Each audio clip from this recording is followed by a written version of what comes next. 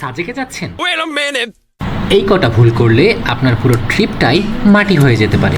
আমরা অলওয়েজ সাজেকের পাহাড়, মেঘ এবং রিসোর্টের ভিডিও দেখি, তাই যাওয়ার আগে এই কয়টি বিষয় জানা খুবই গুরুত্বপূর্ণ। অ্যাট ফার্স্ট, মেঘ যে পাবেনই এমন কোনো গ্যারান্টি নেই। আবহাওয়া এবং সময়ের উপর অনেক কিছু ডিপেন্ড করে।